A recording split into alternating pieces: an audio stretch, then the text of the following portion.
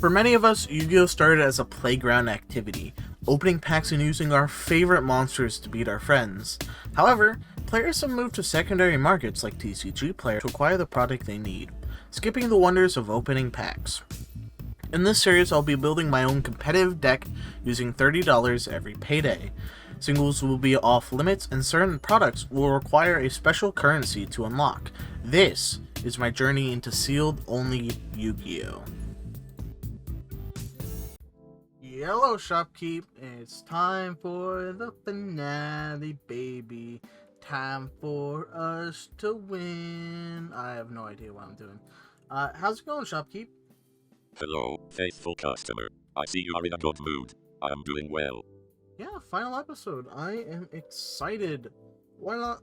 Let's just not waste any more time and get right into the rolls, because we got a lot, because I'm spending 2 signature coins and a rival coin today. Yes, let me grab the wheel. I have made some changes as it is the final episode, faithful customer. Ooh, okay, so we've removed 1 pack. What challenges? Hitting my deck, which frankly was a bullshit thing anyway. So, I mean, let's get right on into it. 11 spins. Loading up 11 spins. Spin. The results of your spins are as follows, faithful customer. $90 budget increase and 15 packs.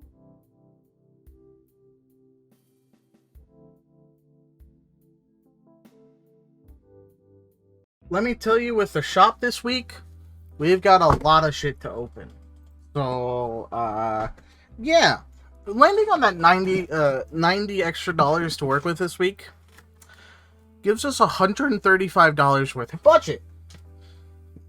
Which is a lot. Definitely a lot. Without further ado, let's crack on into it. Multi-Faker, Trini, Asa, Black Rose, DMD, Silent Mining, and Superdora. Trini, Omega, Bullet Train, Scarlet Sanguine, Numeronius, Oviraptor, and Giant Rex. Starling, we bunch of commons, and Crackdown. Driver, UCT, Zefraxi, Asa, Exodia, Shooting Code, and Fansies. Giga Spino, a bunch of fucking commons, and Utopic Dark Infinity. Omega, Driver, Alan Burschen, Zefraxi, Snowy Canvas, Red Eyes Black Dragon, and Marionetter. Bunch of commons, Secret Rare Silent Mining, and Giga Spino. That might be worth something. Probably not a lot, because that thing gets reprinted to hell and back. But it's nice to look at. RDA Abyss, Gloves, Cyber Sketch, Hida, Rose, Lina, and Pandemonium. Bunch of commons, Lusterex, and Chaos Betrayer. Body Canvas, Blue Eyes White Dragon, Dyson Sphere, Meluseek, Conk, Ekcom, and a Huaquero. Bunch of commons, Omni Dragon Brotar, and D-Tactics. Well, and some some secret rares, which is pretty cool. But, where's my fucking Dingirsu? Microcoder Alan Burschen, Cyber Sketchet, Book of Moon, Pando, and Archfiend Bane. Rainbow Canvas, Commons, and Logue's Flame. Tolian 7, Guardian, Petrocephalo, Dyson Sphere, Prankhead's Place, Numeron Wall, and Romulus. Commons, Dirge, and Muddy Mud Dragon. Multi-Faker, Trini, Numeronius, and Lina as our big boys. White Layer, a bunch of commons, and Memories of Hope. Rocket Tracer, and Makaba. You're in danger! And the 3rd Crescendo. Do we play 3 Crescendo? I don't really feel like we do. Maybe on like the finalized list, I think we might have had it at 3, but I just don't feel like it's necessary. Numeron Storm and Numeronius Numeronia. Bunch of commons, Chain Hole, and Chaos Betrayer. Betrayal! I don't know why I did that. Black Rose and Black Awakening. Glass Souffle, and World Years. Alimbertion and a book. And we've got Dominance and Rainbowed Canvas. Rescue Cat. Oh, we got Chonky Cat and a Tenki. I love Chonky Cat. Chamber and Black Awakening. Place and Torrential. So we got some interesting things. We could probably play Eldritch or like Orcus Lich, but I don't think I'm going to because I haven't had really the time to lab it out and figure out how the deck actually works. So we'll probably be playing just what we have been playing. I don't think we're going to be making any changes, but we'll see. See you in deck edit. Alright, it's time for the deck profile. Deck looks a little different. A lot of different. Because Combo Orcus got really fucking boring. And I decided, fuck it, let's spice it up with some Eldritch. My friend Kat helped me figure out like what's good and what's not. I'm not really an Eldritch player, so this is recorded way after everything else because apparently I never recorded the deck profile. That's why the camera angle's different. I want to try this out for like openings and shit, but we'll see how everything turns out. So starting off with the Orcust.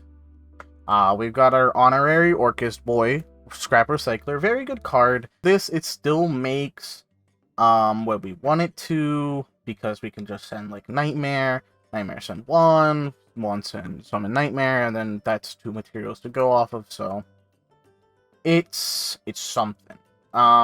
We've got, speaking of the Wanded Nightmare, we've got the double Gear Suit that we have, the double Skeleton, the one Babel, and one Crescendo. We're a little light on like this kind of stuff because I was really not enjoying how fragile and bricky the combo version of the deck is, so trying out the sort of slower build that we used to kind of play, you know, playing for like our resource loop and stuff like that. So we're kind of trying that out again. As for the Eldritch stuff, we have a decent chunk of it. We've got double Eldritch, 1 Sexy Art Smile, 1 Eldland, unfortunately, triple Scarlet, 1 Conch, triple Hwak. Really sucks that we only pulled 1 Conch and 1 Eldland, but I think it's still a decent enough engine for us to play. It gives us like another point of interaction sometimes, and also a 3500 beat stick, so a pretty good fucking card, I'd say. Yeah, it was just an idea I had. And then, as for our generics, like hand traps and shit, we got Nib, the triple Ghost Mourner, Ash, Bell, Baylor, Called By, triple Imperm, Reborn, Bullish, Twin Twisters, double Cyclone, Torrential, and double Solemn. As for our extra deck, we've got a pretty big change, I'd say. Now no longer is half of the extra deck taken up by combo pieces. So we've got Lieb and Gustav Max. We somehow actually pulled the train package. Luckily they were in Mago. The one ding we've had that we cheated for, if you remember, in like episode 16 or something, it was real fucking early. We cheated because we never fucking pulled this card out of the multitude, the so much of Dark Neostorm. We never pulled Ding, so I'm glad we ended up putting in the system in place to be able to bring it in. As for our links, we've got access code, Longirsu, Unicorn, Phoenix, the triple Galatea. We've got our Vampire Sucker. I don't really think it's gonna do much, but it's shiny. It's also Spanish, so fucking whatever. Geonator, Beat Cop, IP, and Linkuriboh. There are a couple things in here that would be better if we had other cards. But you know, we're working with what we got, and really outside of the Orc Ascension, we don't need much. And then as for the side deck, we've got our Kaijus of Sekiro and Double Godarla. We've got the boy who's been here for 45 episodes. I'm pretty sure Dino Wrestler Pankratops has been on our deck since episode 1. I think this is the exact copies we pulled episode 1, so MV fucking P right here, bro. Raigeki, Feather Duster, Kaiju Slumber. There's 2 cards that I couldn't end up finding, and I don't know if maybe I lost them afterwards, but I know I had them, so you're just gonna have to deal with it here. Mind Control is the first one. Twin Twisters, Triple Summon Limit. I couldn't find the third, but I knew we pull 3, and I'm wondering if maybe as a joke one day I ripped it up and threw it away as like a haha fuck floodgates. So I don't know where it is. The other 2 Crescendo if we somehow end up needing it. And then the Red Reboot. I think the list looks alright. And yes, Red Reboot is in the deck, despite being banned. I recorded this well before it did get banned, so you're just going to have to deal with it. So yeah, this has been a long time coming, so you're going to have to excuse the Red Reboot. So, overall, I think the deck looks pretty good, and I'm happy of how it really turned out. But we'll get into the more discussion part at the end of the episode. Let's get right on into the duels. Oh, I'm finally away from them. I'll tell you what. God damn it. That is a habit I have picked up. That voice is not going away. Oh, it's gonna take a while to get rid of it. Anyway, with that part of the mission done, you should be getting home tonight. I think it's time I contact HQ. Hey, HQ. It's Agent Connor. I've recovered the goods. Are we still dealing with the kid? Yes, okay. Luckily, I've made preparations for this. I'm nothing but prepared. Thank you. See you later. Well, Metaman, you get yourself caught by a simple child and his friends. Well, things are about to change.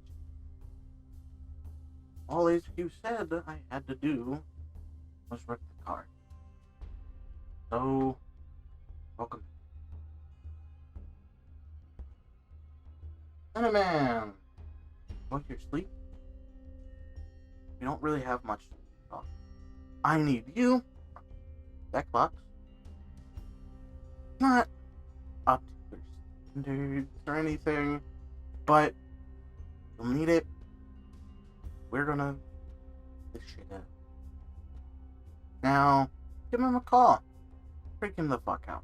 In our first match today, we're playing against CB using with Dolce. Triple Recycler in the opening hand is awkward, but it'll have to do. We summon Recycler and activate the effect, which gets hit by an orange light, forcing us to set 1 and pass. CB summons Angeli, activating the effect, to which we chain Called By, hoping to stop CB from putting the match away. Luckily for us, he's forced to set 1 and pass back. Unfortunately, our second Recycler is negated by Promenade, and our third Recycler is negated by Orange Light. With CB able to negate all 3 Recyclers, it's just a hop, skip, and a jump of turns for him to get to lethal with no interruptions from us. Game 2, we're starting with a normal summon of Gearsu, allowing us to get to IP with Ding and Grave, ready for Unicorn, the set Scarlet Sanguine. CB starts by normal summoning Mageline, adding Petting Cester to hand. Activating the effect, which we negate with Ghost Warner. He activates Salon, hoping to get another normal summon, so we chain Skeleton to summon Ding, sending it to prevent the effect. He overlays for Queen Tiramisu, so we chain IP into Unicorn, pitching 1 to shuffle Queen Tiramisu, forcing him to pass. While we do miss lethal in the next turn, in favor of keeping our loop going just in case I guess, CB is unable to break our board and interruptions, and he forfeits with no way of winning the game from this position. Game 3, CB is going first, starting with Predecessor, activating the effect on field, which we negate with Ghost Mourner. He activates Prosperity, excavating 3, adding Imperm to hand, setting 3, and passing. I think this turn shows off the strength of this Eldritch engine. While the combo variant would have folded to these 3 interactions on board, activating Curse Eldland for Eldritch, pitching it in Summon Limit baits out 1 Gravedigger, while the effect to summon from Grave baits out the other, allowing us to still trigger Curse Eldland sending Quaquero. We summon Recycler, activating the effect which eats the Imperm, and with no back row to deal with anymore, we set Walk, and in end phase, we banish the one in Grave to set Scarlet to field. CB is able to use Predecessor in hand to be able to make Queen Tiramisu and Galassu Flay, activating Tiramisu targeting 2 Medulches in Grave. We chain Walk and Scarlet, banishing one of the targets, allowing us to barely survive after he spins away Eldritch, and overlays for Chocolate a la mode, attacking in. Luckily for us, I think top deck and Crescendo might do this for us. We banish Scarlet to set Walk, CB chaining Chocolate a la mode to summon Pudding Cess, summoning Hoot Cake from deck, but I don't think this changes anything. We send Walk to summon Lich, then normal summon Skeleton. We beat over Chocolate a la mode and Hoot Cake, moving to main 2, making Galatea, setting Crescendo, and in end phase, setting Scarlet by banishing Walk. CB has 1 card to top deck. He overlays for Chocolate a la mode and moves to battle, swinging into Galatea. We're able to prevent its destruction by using Scarlet to summon Eldritch, to which he overlays for Zeus in main 2, firing off the effect which luckily Crescendo negates. From here, we're able to use the Orcus package to amass a bunch of monsters and get lethal. What a fucking close game. Match 2, we're going against Trey's rival deck. He's going first, summoning Recharger, linking for Striker Dragon, adding Boot Sector to hand. He activates Striker to try and add Recharger back to hand, to which we chain Ghost Bell to negate, forcing Trey to set 1 and pass. We start with a summon of Girsu, sending Nightmare, to which Trey chains Lancia trying to stop us. Luckily, we have the Call Bite to negate Lancia, allowing us to activate Girsu to get to Galatea, banishing Nightmare to send Skeleton, then overlay for Ding, activating the Send to Grave effect, which Trey chains Scarlet to summon Lich, which we decide to send with Ding effect. We banish Skeleton for Girsu, attacking over Trey's board, linking for another Galatea, setting Crescendo from deck, passing. Trey activates Eldritch to pop Crescendo, which we're forced to activate in response, negating the effect. He summons Firewall Guardian, linking for Disciple, triggering Guardian to summon it and link for Devotee, tributing it for 2 tokens, linking for IP. He banishes Scarlet to set Walk, popping it with Eldritch and Grave to summon, attacking in, passing back after setting Scarlet from deck. We're able to banish Crescendo to grab Girsu, allowing us to summon Ding, swinging over most of Trey's board, making Galatea, setting Babel. While we have Torrential in the back row, it just isn't enough for us to really get back into the game. We're able to survive a couple more turns, but the threat of Lich coming back from Grave every turn is just too much, especially with us at such a low life total, meaning we eventually lose game 1. Game 2, we're going first, summoning Girsu, which gets impermed, forcing us to set 1 and pass. Trey uses Firewall Guardian to climb to Dagda? He activates Silent Mining, triggering Dagda to set Scythe from deck, gunning 1 and passing back. We pitch Eldritch and Imperm to pop Dagda, then send the set Scarlet we have to summon Eldritch, utilizing our Orcus to put Trey on 100 life, setting up IP plus Conk to prevent him from getting back into this game. He slams Mystic Mine, but lucky for us, we're able to equalize the monsters on field, summoning Phoenix, popping the Mystic Mine, banishing Skeleton for an Orcus, and attacking for lethal. Game 3, Trey is going first, using Quick Launch to use the Rocket combo in tandem with Cyber's Gadget to put up a Borreload Savage, IP Masquerena, Eldritch, Conk, and Scarlet. We start by baiting out the Borreload Savage negate by trying to pop it with Eldritch, discarding Scarlet. We banish Scarlet for Hawk, popping it to summon Eldritch, which forces out the Quaquero to banish Eldritch, so it resolves with that effect, forcing us to set 3 and pass. In the end phase, we banish Hawk for Scarlet, to which Trey chains his own Scarlet Sanguine. Trey starts his turn by linking for Access Code Talker, to which we respond using Conk and Scarlet, summoning Eldritch and popping Borreload Savage. He uses Access Code to pop as much of a bird as possible, summoning Lich from Grave, attacking in, and passing back. Simple Skeleton off the top is pretty damn good. We summon Lich from Grave, then summon Skeleton, using Foolish Burial to get into our Orcus engine, summoning Dingirsu, sending Access Code, attacking over his board and passing. Unfortunately for us, despite both engines being online, Trey's Eldritch Pool is much better than ours. He's eventually able to apply too much pressure for us to handle, swings for lethal after a couple more turns, losing us the match. If we go... Oh god, this session is awful. What if the players don't go... What am I gonna do?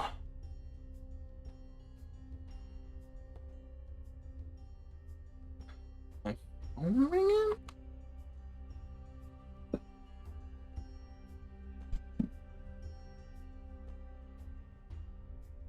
The caller ID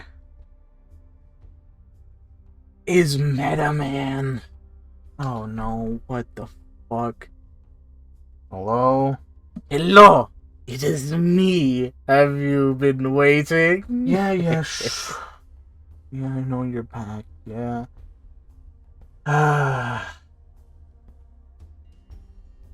What do you want this time? I want one final duel for everything. That's if you want all of your cards back. Oh, so you were the one that took, like, every deck I fucking own. Yeah, yes, with a little help, of course. Alright. Yeah, I'll be there soon. One last duel to decide everything, huh? Yeah, fuck you. His thing is, all I have to fight Metaman is the sealed only deck. Let's go meet Metaman.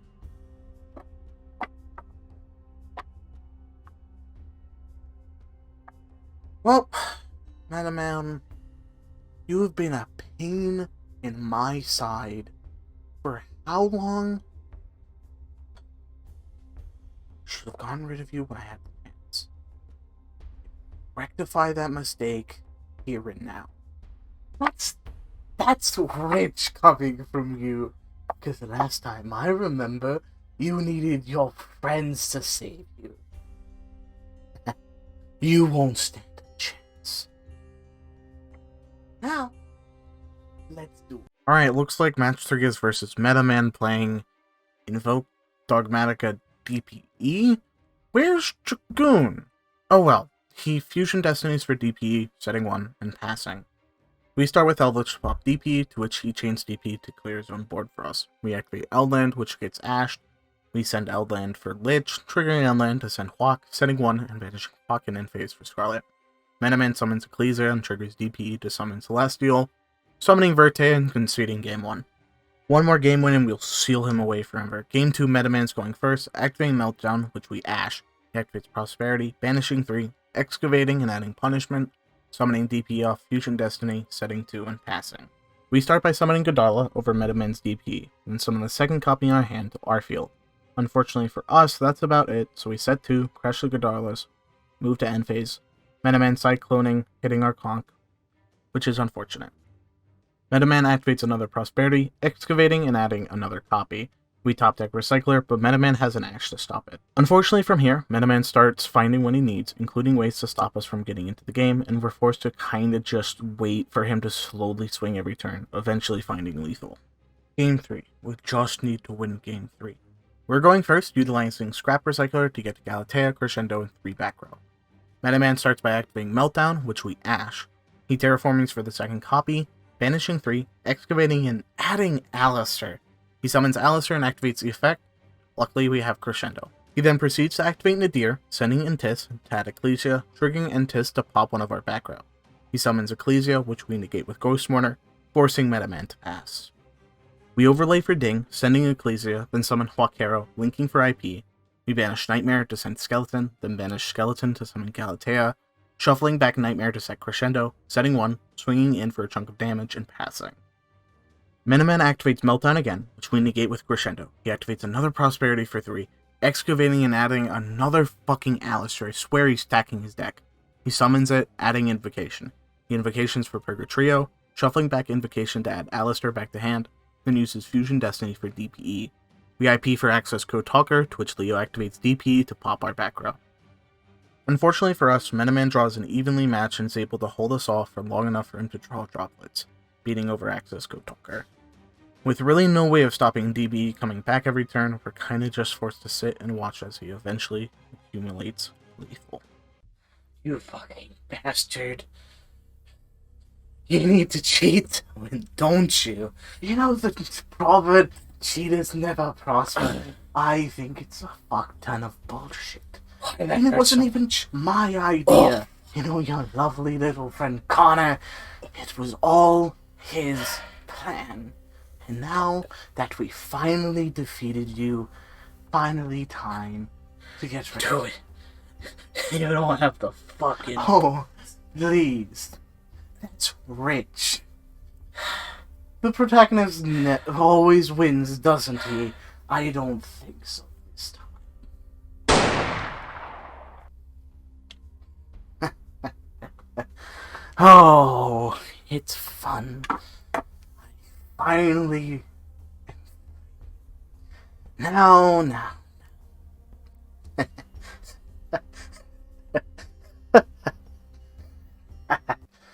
Welcome to the end of the episode and the end of Metaman storyline season 1.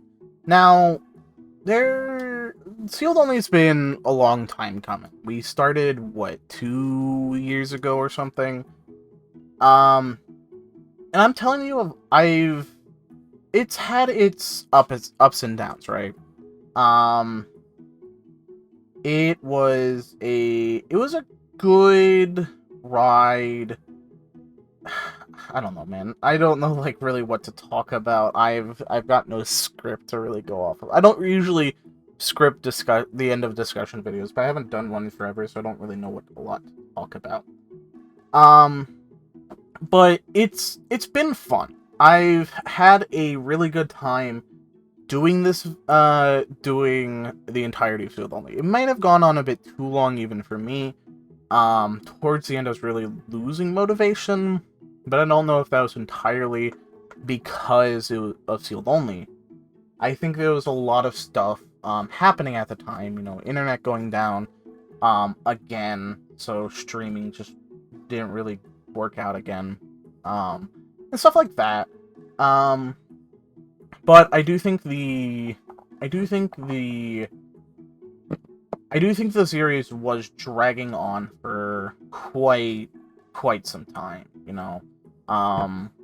That stuff really gets boring and unmotivational after a while, especially when, if you remember, we just weren't pulling what we needed. That's why it lasted so long.